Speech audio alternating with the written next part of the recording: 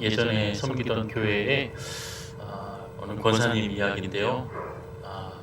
이름은 밝히기는 좀 그렇고 그 권사님이 남편이 교수님이셨어요. 그리고 아들도 또 교수의 길을 가고 있고 아들 하나 딸 하나 두었었는데 이 집안은 뭐 시댁도 그렇고 친정도 그렇고 학벌이 그렇게 좋은 거예요. 그래서 아들도 그렇고 남편 그 주변의 모든 분들이 우리나라에서 알아주는 인류대학이 아니라 외국인들도 알아주는 그런 대학을 나온 거예요. 그런데 이 막내 이제 그 딸 하나 외동딸이기도 하지만 막내이기도 하고 또 오빠도 어려서부터 너무 똑똑하고 시댁에서도 그렇고 늘 긴장하는 거죠. 조카들이나 또 사촌들 보면서 내가 잘해야지, 자녀 양육 잘해야지. 그래서 이 딸을 좀 표현을 좀 이렇게 하면 뭐하지만 쥐잡듯이 잡은 겁니다. 그래서 잘한다고 해본 적이 없는 거예요. 아무리 잘해도 더 잘해라, 더 해라, 더 열심히 해라. 자꾸 오빠랑 비교하고 또 주변의 사촌들이랑 비교하면서 결국에는 이 딸이 어느 학교를 갔을까요? S대를 갔습니다. S대학을 갔는데 졸업하기 전에 암으로 하나님의 부르심을 받았습니다. 그래서 이분이 얼마나 후회를 하는지,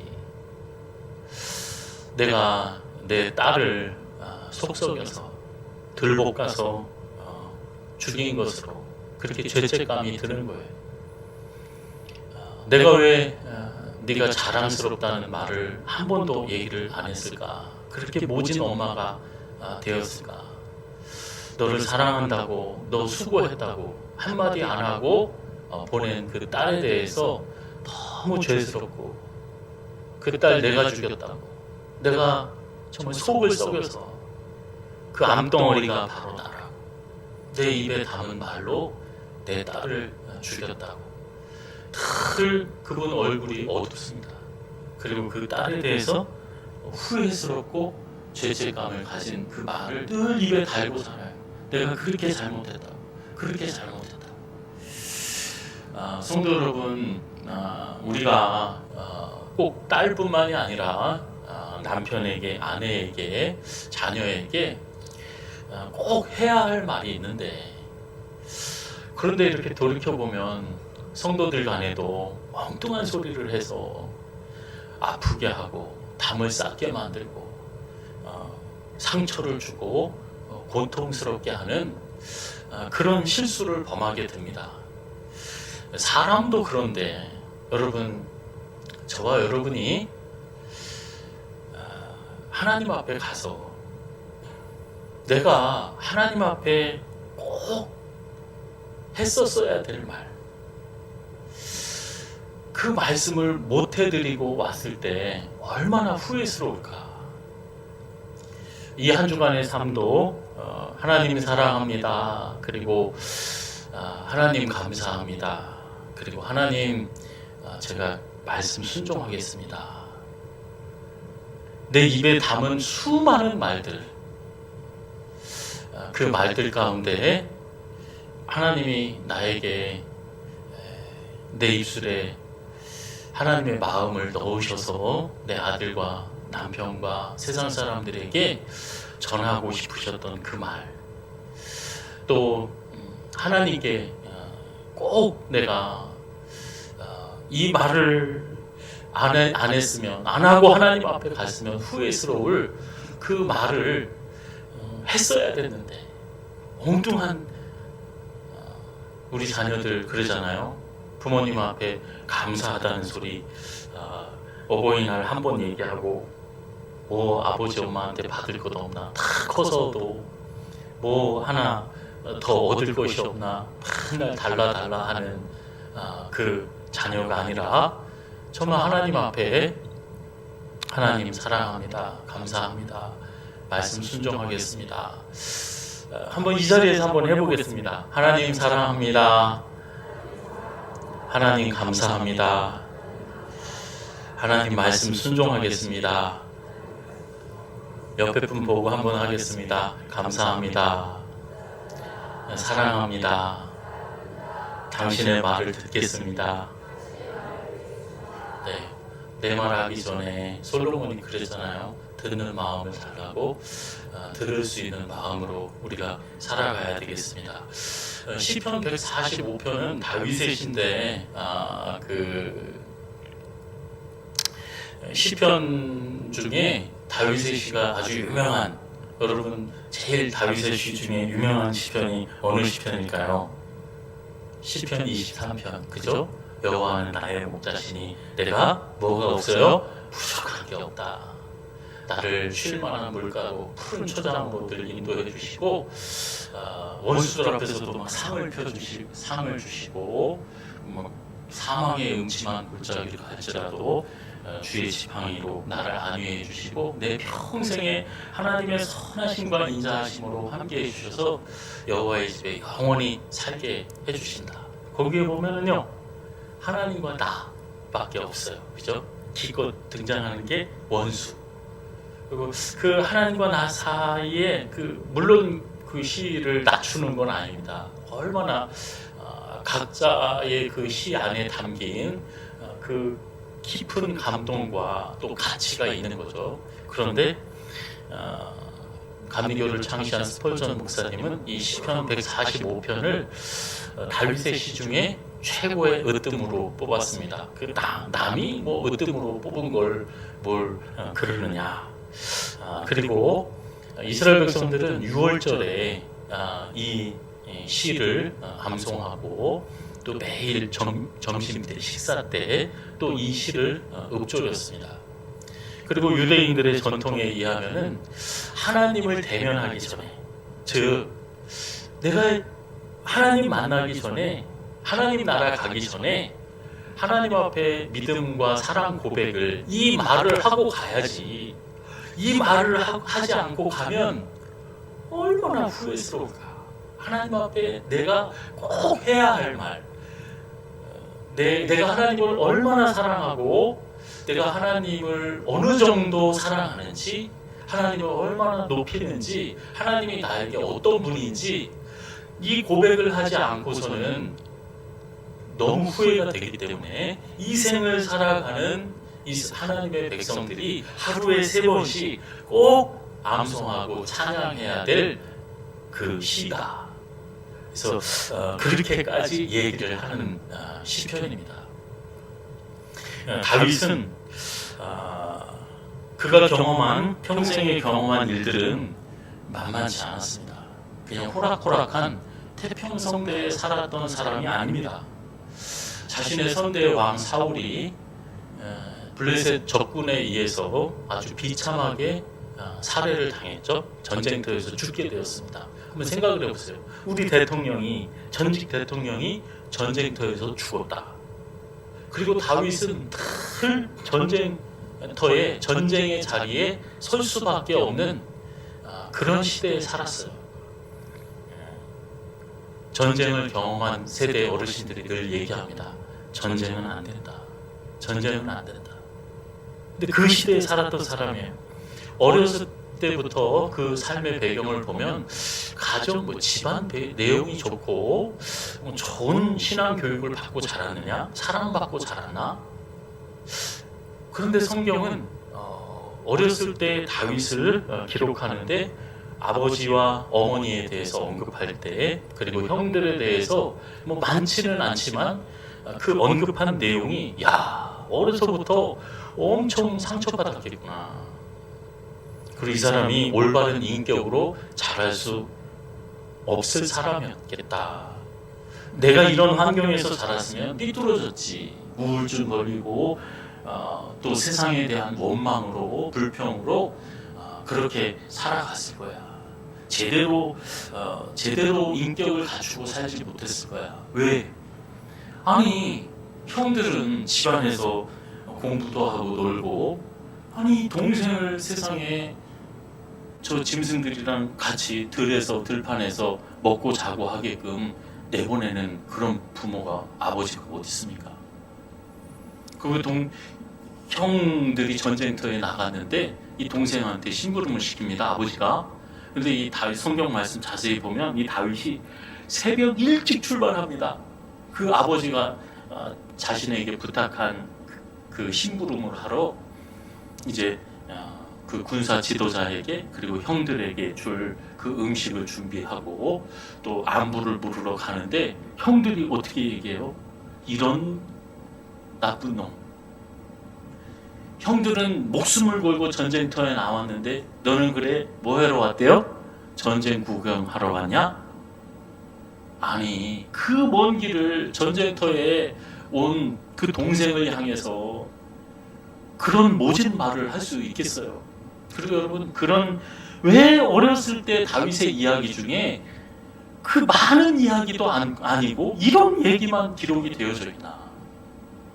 그리고 자식들이 얼마나 속을 썩였습니까? 다윗 자식들이, 그 아들들이. 그리고 아내는 어떻고요? 그 부하들은 어떻고요? 다 다윗을 배신하고 또 본인도 잘못한 게 많이 있지만 정말 뭐 부모뿐만이 아니라 장인까지 얼마나 본인을 괴롭혔는지 얼마나 억울했을까 그리고 얼마나 분했을까 하나님 앞에 감사가 아니라 원망스럽고 얼마나 답답했을까. 하나님 내가 왜 이래야 되는데요? 20, 30대 이 젊은 혈기왕성한 나이에 전쟁 이기고 나라를 구원했건만 온 나라의 현상 수배범으로 낙인 찍혀서 잡히면 죽는 10년이 넘도록 도망다니는 삶을 살아가는 그 다윗이 얼마나 억울했겠어요. 얼마나 분했겠습니까? 부들부들 떨었겠죠. 이 더러운 세상. 내가 정말 이 나라에 대해서 치를 떨었겠죠. 내가 한 게 얼만데 나를 이렇게밖에 대접을 안 해줘? 원망하고 불평했겠죠. 그런데 하나님은 이 역경 가운데서도 그럼에도 불구하고 다윗을 가장 최고의 왕으로 그 모든 부족함과 또 연약함 가운데서도 그 열악한 환경 가운데서도 이스라엘이라는 나라가 힘이 창대하게 되는 첫 문을 여는 모든 이스라엘 백성들이 최고의 왕이라고 높이는 그런 왕이 되었어요. 그러면 그 비결이 뭘까?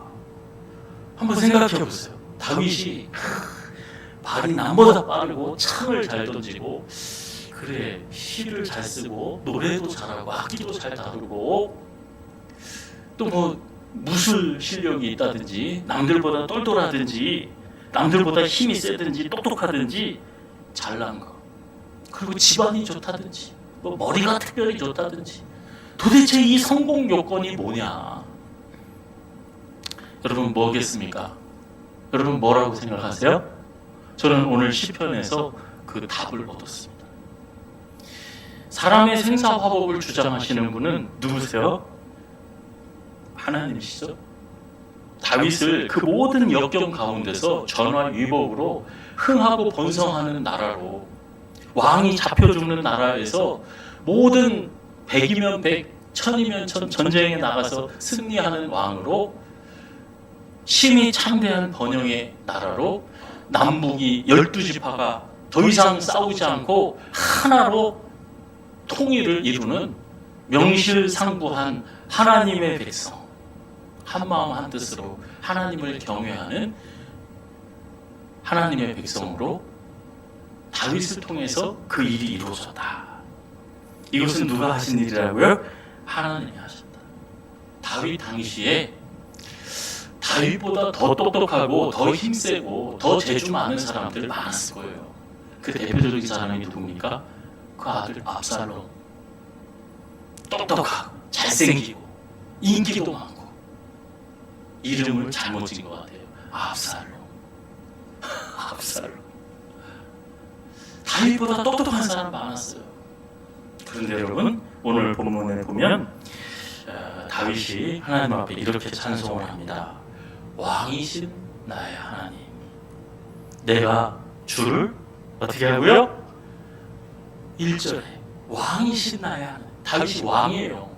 그런데 여기에서는 우리 성경에는 표가 안 나지만 히브리어의 알파벳 순서대로 쫙 늘어놓은 거예요. 그러니까 가나 다라 마바사 이래가지고 가 하면 이제 가에다 맞췄어, 나 하면 나에다 맞췄어. 그러니까 이거는 이 다윗이 의도적으로 그 꿰어 맞춘 신앙 고백이라고 할 수가 있어요. 하나님을 향하여서 자신의 철저한 의지가 담긴 거예요. 그리고 철저히 인위적인 거예요.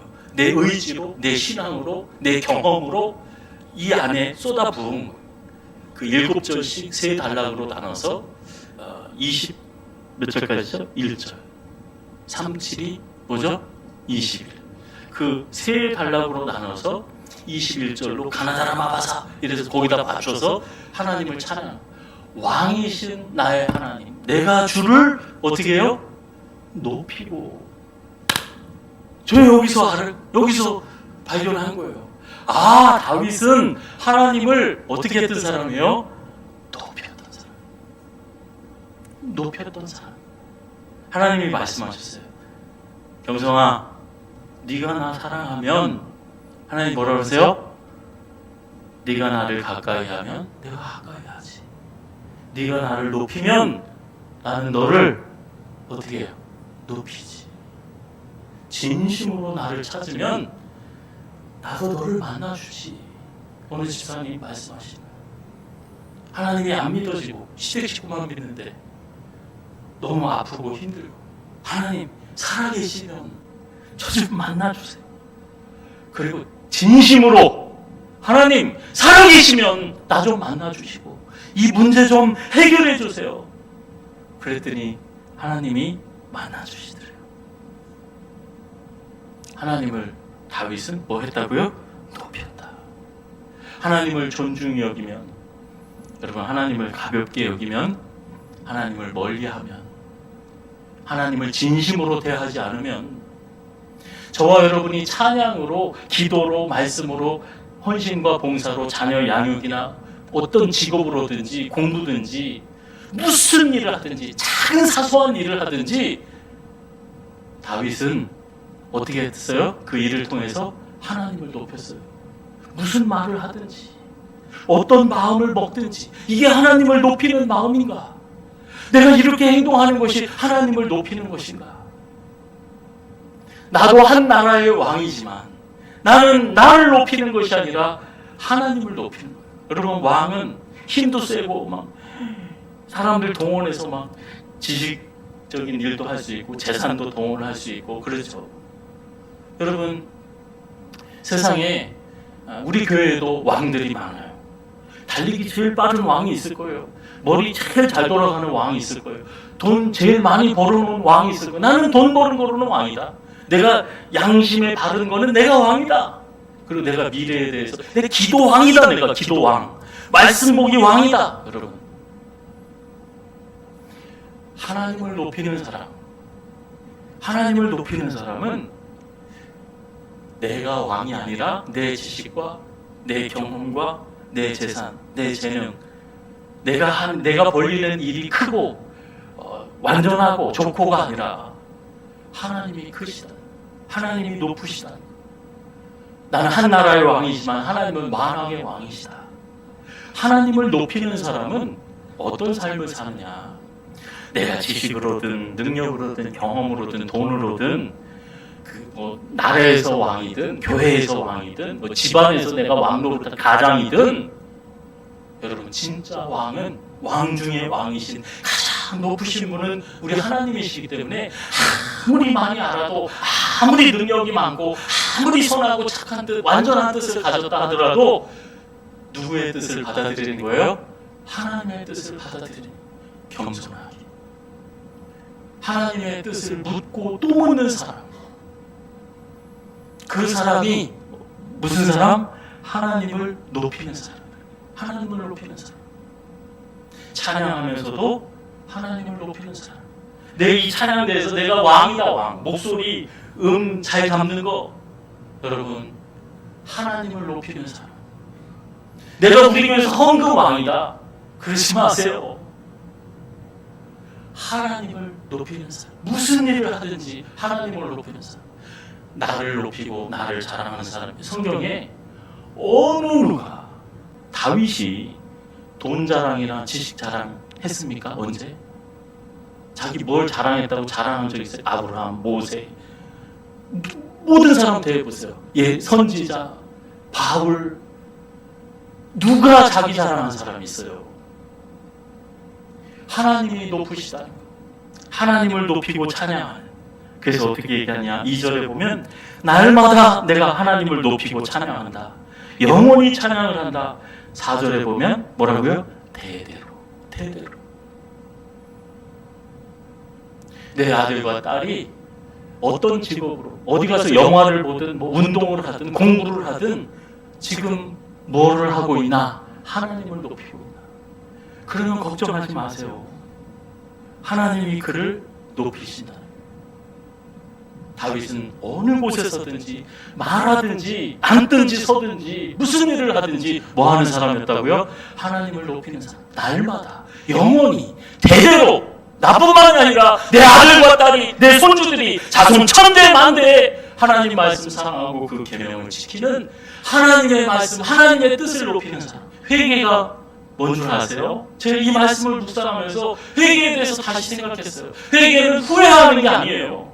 회개는 내가 말보를 고치고 내 습관 고치고 잘못되면 또 여러분 그게 회개가 아닙니다. 이 구석 저 구석 고치는 게 회개가 아니에요. 내 모든 삶의 자리에 하나님의 뜻을 높이는 것, 그 자리에 서는 것, 내 마음이, 내 삶이 하나님을 높이는 그 자리가 참된 회개의 자리라는, 하나님 앞으로 돌아오는 것. 하나님이 높으신데 어느 정도 높고 하나님을 어떤 하나님을 찬양하느냐? 8절에 보면 여호와는 은혜로우시고 긍휼이 많으시고 노하기를 더디하시고 뭐가 크다 그러세요? 인자하심이 크다. 뭐가 크다고요? 인자하심이 크다. 크고 높으신 분인데 하나님이 나를 향해서 다윗을 향하여서 하신, 하나님이 나에게 하신 일이 뭔가? 하나님은 가장 높으신 분, 가장 큰 분이신데 그 가장 큰 게 뭐냐? 하나님의 은혜가 크다. 그래서 여호와께서는 모든 것을 선대하시고 그 지으신 모든 것에 긍휼을 베푸신다. 모든 것에 긍휼을 베푸신다. 여러분, 우리는 신앙생활을 대부분 이렇게 하는 것 같아요. 나에게는 선한 목자, 모든 사람은 다 원수, 그리고 저들 앞에서 나에게는 상을 베푸시고 나만 보호하시고 나만 인도하시고 나만 복 주시는 하나님. 그런 하나님이십니까? 아니죠. 요한복음 3장 16절, 하나님이 세상을 어떻게 해요? 사랑하사. 우리 교회학교 어린아이들이 다 외울 거예요. 수련회 때 이거 안 해보면 너 밥 안 줘? 이거 모르는 사람 없을 거예요. 이것이 하나님께서 요한에게 너 내가 귀에 들려줄게, 내가 들려줄 테니까 너 받았어, 그리고 너 입에 항상 머릿속에 두고 암송해, 이렇게 해서 그 말씀 전해주셔서 그 기록한 것일까요? 여러분, 요한은 하나님이 단 한 사람도 하나님을 알지 못하고 하나님을 사랑하고 경외하지 못하는, 하나님을 높이지 못하는 그 죄로 말미암아 영원히 죽을 수밖에 없는 그 모든 사람들, 한 사람도 예외가 없어요. 영원히 멸망받고 영원히 죽을 수밖에 없는 죄의 종로를 타는 그 사람들을 뭐 하셨다고요? 사랑하셨다. 그 하나님의 뜻이, 그 하나님의 말씀이, 그 마음이 내 귀에 들려지고 내 마음에 전달되어진 거예요. 그것을 기록하고 그 입술로 고백하려. 하나님이 세상을 이처럼 사랑해요. 그래서 우리 늘 찬양 새가족한테 뭐라 그럽니까? 당신은 뭐 받기 위해 태어난 사람? 사랑받기 위해. 하나님 앞에 사랑받기 위해. 그 뒤돌아서 뭐라 그럽니까? 욕하고 흉보고 깔보고 지적하고 비난하고 게으르다고 더 열심히 해야지. 그 권사님처럼 딸을 쥐잡듯이 잡는 거죠. 정말 해야 할 말, 안 하면 후회할 말, 내가 저 사람한테 천국에 가서 영원히 함께하고 하나님을 함께 찬양할 저 사람에게 내가 반드시 해야 할 말이 있다.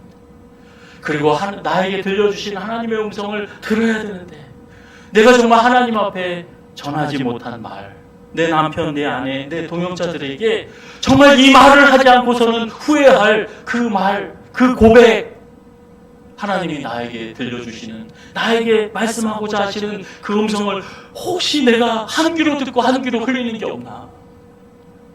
꼭 들어야 될 그 말을 듣지 않고 있는 것은 없나?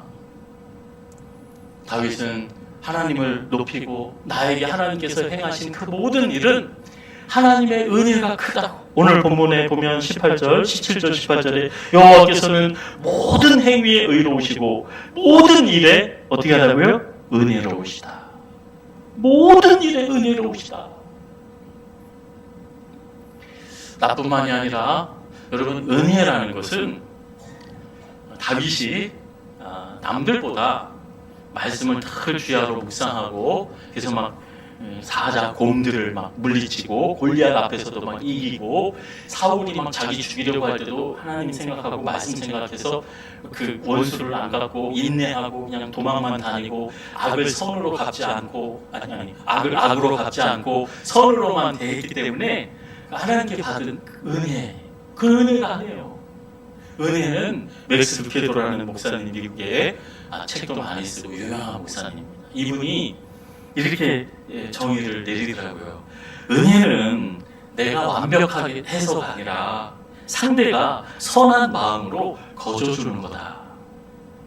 내가 완벽해서가 아니라 하나님이 그 인자하심과 선하심이 영원하기 때문에 나를 끝까지 참아주시고 용서하시고 용납해 주시는 것.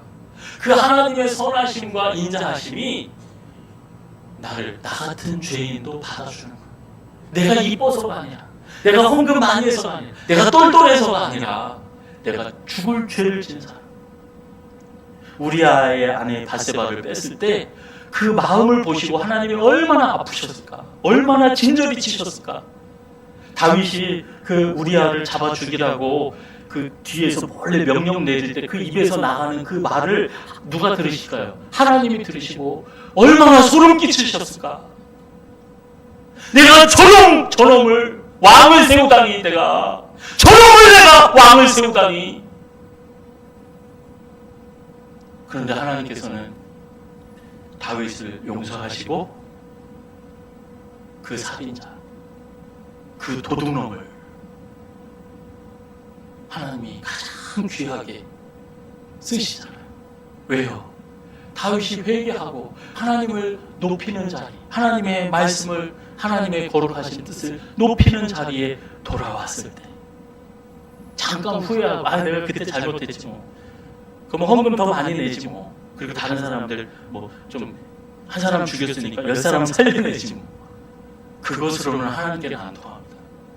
저와 여러분의 모든 삶의 자리에 하나님을 높이는 자리, 하나님의 그 은혜에 대해서 나 같은 죄인도 살리셨다는, 내 입에 담을 수 없는 그 말을 다 들으시고도 귀를 닫으시고 내 이 더럽고 냄새나는 머리끝부터 발끝까지 어디 성한 데가 없이 죄로 얼룩진 나를 품에 안으시고 보혈로 깨끗이 씻어주시고 하나님의 자녀로 삼아주시는 그 은혜, 그 모든 일에 은혜로우신 하나님, 나에게뿐만이 아니라 내가 그렇게 지적하고 허물했던 그 사람들, 모든 온전치 못한 죄인들을 하나님이 모든 피조물에게 그 모든 일이 은혜스럽다고, 은혜로운 하나님이시다. 누구든지 그 하나님을 경외하고 사랑하는 자는 하나님이 그 부르짖음과 그 기도를 응답하시고 하나님을 사랑하는 사람을 하나님이 보호하시고 사랑하시고 축복하시다. 다윗이 그렇게 하나님에 대해서 고백하고 있는 거예요. 성도 여러분, 태풍이 우리를 무섭게 하고 두렵게 한 것만큼 우리를 핥히고 가지 않고 좀 수월하게 넘어간 것 같습니다. TV에 보니까 막 배들이 다 떨어져 있고 막 과수원 농사하신 분들, 또 바다에 양식하시는 분들이 얼마나 두렵고 떨었을까. 우리 교회도 김호윤 집사님이 대추 농사를 지으세요. 대추나무를 많이 심으셔서, 그래서 아마 한 달, 두 달 전에 일부에 기도하시면서 기도 제목이 뭐냐고 여쭤봤더니 이제 그 딸이 이제 출산했죠. 그 외손주를 얻으셨습니다. 그래서 우리 2호 이제 저기가 될 것 같아요. 근데 그 기도 제목 중에 그 얘기를 하시면서 대추를 심었는데 태풍이 와서, 그때는 태풍이 뭐 없었으니까 태풍이 와서 피해를 안 봤으면 좋겠다. 그래서 새벽 기도 때 우리 권사님, 집사님들이 얼마나 하나님 대추 하나도 떨어지지 않게 해주세요. 제가 전화를 했어요. 아까 2부 때 오셨었는데, 집사님 어떻게 이번에 태풍에 피해 없으세요? 하나님이 지켜주셨습니다. 큰 피해 없습니다. 너무 감사하죠. 여러분, 태풍 가운데 큰 풍파를 만나서 오늘 본문에 14절에 보면 하나님은 모든 넘어지는 자들을 붙드시고 비굴한 자들을 일으키신다. 이거는 저 나라에서 삼시세끼 먹여주시고 교육시켜주시는 그 국가장학생들, 어디서요? 감옥소 안에서. 그런 분들 얘기하는 게 아닙니다. 우리를 두고 얘기하신 거예요. 우리는 모든 넘어지는 자들, 그리고 비굴한 자들. 이게 문자의 뜻을 보니까 내 힘으로서는 버티고 다시 일어설 수 없는 사람. 다윗이 일어설 수가 없었어요. 그 죄를 짓고 하나님 앞에서. 우리는 늘 실수합니다. 말로 실수하고 마음으로 실수하고. 여러분, 엄마한테 잘못하고 아버지한테 자식한테 잘못된 거 보여주고, 부부간에 서로 대화 잘못해서 그거 들려주고, 그 죄 어떻게 씻어요? 어떻게 갚아요? 아들한테 더 좋은 말 10마디 해서 그거 갚을 수 있겠습니까?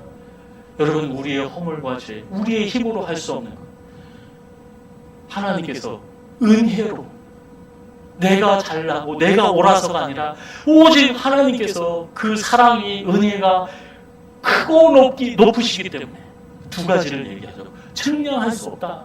그걸 사도 바울이 나중에 기도문에 활용을 해요. 다윗이 한 이야기. 하나님의 그 크심, 그 위대하심, 그 하나님의 지혜와 사랑과 은혜는 측량할 수 없다. 그리고 그 크신 사랑은 나뿐만이 아니라 이스라엘 백성들, 유대인에게 뿐만이 아니라 모든 피조물에게, 모든 행위가 은혜로우신 그 하나님, 그 하나님의 뜻을 내 삶 가운데 받아들여요. 아니, 우리아와 바세바에게도 다윗만 사랑하시는 그 사랑이 아니라 그 우리아를 하나님의 은혜로 사랑하시는 그 은혜를 다윗이 받아들였다면 다윗이 그 짓을 할 수 있겠어요? 하나님이 그렇게 귀하게 여기시고, 하나님이 지키시고 보호하시고 가까이 하시고 복 주시고 구원하기를 원하시는 그 사람 앞에 비난하고 손가락질하고 속이고 죽이는 그런 일을 할 수 있겠나요? 다윗이 이제는 깨달았어요. 나뿐만이 아니라 모든 피조물에게 하나님께서 은혜를 베푸시는 하나님이라. 이제 우리가 마귀들과 싸울지라 찬양을 할 겁니다. 그 내용은 단 한 가지입니다. 내 마음이, 내 입술의 말이 하나님을 사랑하고 이웃을 사랑하지 못하게 하는 그 마귀들이랑 싸워 이겨야 되는 거예요. 하나님은 우리에게 가장 큰 계명, 가장 큰 복이 사랑 안에 담아주셨어요. 그래도 우리는 뭐 그렇게 잘난 지식을 배웠다고, 뭐 잘난 큰 꿈이 있다고 남을 미워하고 저주하고 비난하는 것이 마땅하고 당연한 것처럼 받아들이는 그 마귀들과 싸워 이겨야 된다는 거예요, 여러분. 부모가 미워지고 성도가 미워지게 하는 그 더러운 마귀의 역사. 어떻게 해서든지 글을 읽든지 무슨 소리를 듣든지 무엇을 보든지 나에게 하나님이 세상을 이처럼 사랑하사 독생자를 아낌없이 주신 것과 같이 그 십자가 지시는 그 자리, 주님께서 가신 길을 오직 한 길, 생명의 길, 은혜의 길, 그것이 진리의 길이건만 그 길을 따라가게 하는, 그 길을 못 가게 하는 내 마음에서 사랑을 빼앗고 미움과 저주와 불신을 넣어주는 그 마귀랑 우리는 싸워야 된다. 어떤 태풍? 이게 가장 큰 태풍이에요.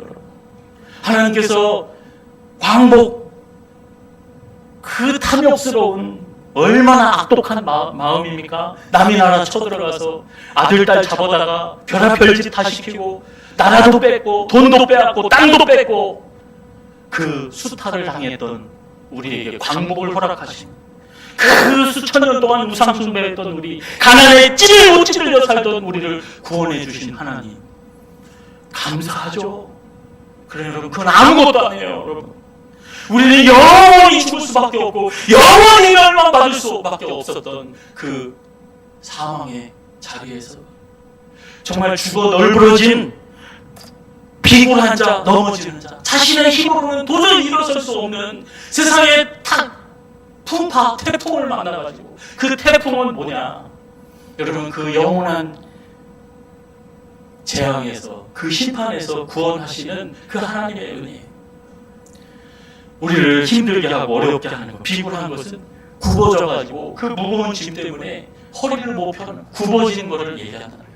짓밟혀 사는 거죠. 미움으로, 저주로, 어둠 가운데 짓밟혀서, 에스겔 37장에 보면 마른 뼈들과 같이 일어서지도 못하고 생기가 없어요. 그냥 널브러져 누워있는 거예요.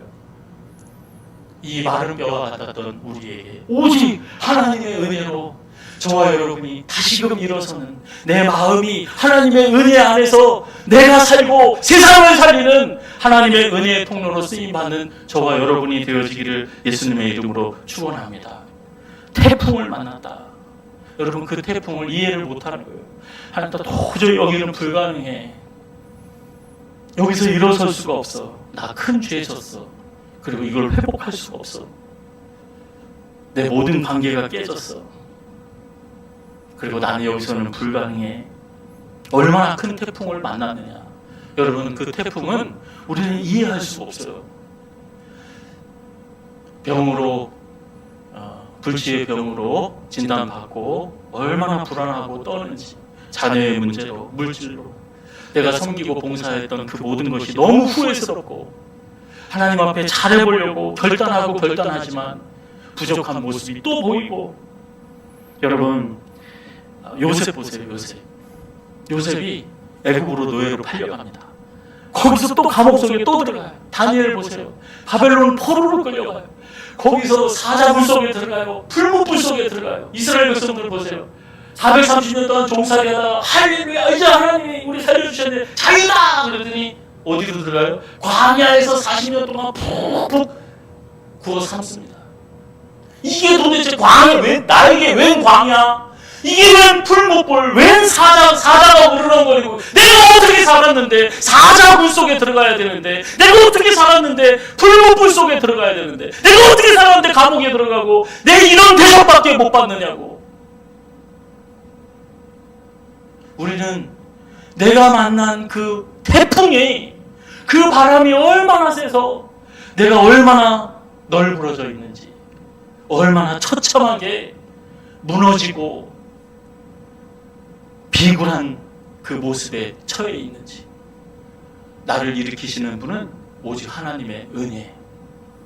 그러나 그 모든 태풍 안에, 그 감옥에 갇히고 억울한 일 당하고 다윗이 쫓겨다니고 그 모든 환경 가운데 안에서도 여러분, 하나님은 모든 일에 은혜로우셨다고 다윗이 고백하는 거예요. 그 태풍 가운데도 하나님의 은혜가 있는 줄로 믿습니다. 그 은혜가, 그 풀무불 속에, 그 사자굴 속에, 그 광야 40년 동안에 우리는 보고 알고 느끼지는 못하지만 하나님은 우리와 함께 하시고 지키시고 더 크고 더 높은 뜻, 더 선한 뜻으로 저와 여러분을 인도하시는 하나님이신 줄로 믿습니다. 하나님은 모든 하시는 일에 은혜로우시다. 모든 일이 은혜로우시다. 모든 피조물에게 은혜로우시다. 그 하나님의 은혜를 증거하고 예수 그리스도의 향기로, 하나님 나라의 그리스도의 편지로, 세상의 빛으로 살아가는 하나님 은혜의 통로로 저와 여러분의 입술과 우리의 마음과 내 생명이 쓰여지는 복되고 복된 우리 다대중앙교회 성도들 되어지시기를 예수님의 이름으로 축원합니다.